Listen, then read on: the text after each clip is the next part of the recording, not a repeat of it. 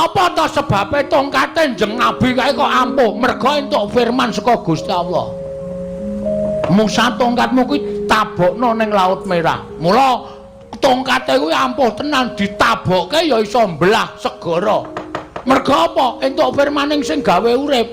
Ning nek ora entuk firmaning sing gawe urip, kae ya ming tongkat lumrah ora ndek kekuatan apa-apa. Nek sampeyan ngendelke pusaka saka liwa sing jeneng Cundamanik, nek Gusti ngeparengake Cundamanik mungsuh Bagong ora duwe kekuatan. Ora ana kekuatane, kabeh iki ning astane sing gawe urip. Dudu menungsa sing gawe sekti. Barang kuwi udune sing gawe urip. Ah, bingung kowe. Ora nyandak kowe SDM-mu rendah kok, Mbah. Ayo omong. Jajal apa piye? Arep aku ora nggo kekuatan apa-apa, ora nggo kasekten apa-apa. Nek bengi iki aku dikeparengake menang karo Kurawa, ora kurang jalane. Bagong ora minggat dibantangane karo Komarwa, pecah siramu. Lho, tenanan ta iki? Lho, iya. Oke, ora masalah. Tak kira mung ngomong-ngomongane. Jebul tenanan to? Iya. Durna ora wani gelut nggunakake Kartomarma. Apa dikira Bagong ora duwe jago? Lho, kowe ngurung jago piring kuning. Ayo ndi? Jagone Semar kaya ngapa? Oke. Enteni kene. Kowe kok mateng-tengok nang kene. Lah aku durung kon rono kok. Ayo rono. Lho ora bosok anu mriko. Tau nek nggo jago malah lenggahan mimik tes. Apa? Tes.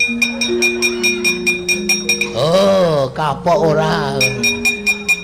Ki, Mike Tyson. Sekali pukul modar mungsuhe. Loh, iki kaya Antasena. Oh, Mbah.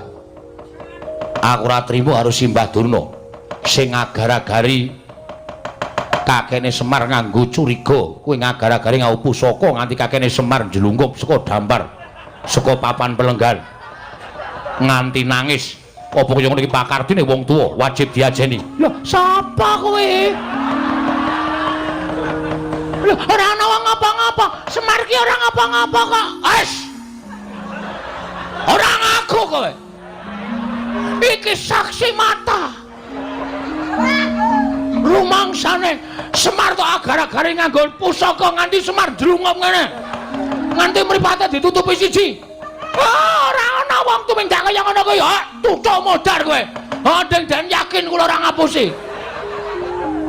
Kose. Iki sadurunge dadi perang janjane sing bener sing endi? Aku sing bener. Apa sampeyan ora percaya karo aku? Sampeyan weruh dhewe to posisine Semar kondisine kaya ngoten niku. Oh, lah berarti bener. Apa kaya ngono ki wong tuwa? Antasena, aku ki pendhita Antasena. Aku ki ora tau goro karo sapa-sapa, aku ki brahmana. Mune wae kowe. Ora goro karo sapa-sapa. Buktine, Truk. Ngopo? Ya ta ya, kowe mau ora to? Durna gawa drei. Keris kok drei. Oh, keris. Semar diagar-agari nganti tiba saka anu kursi mau ya, Truk.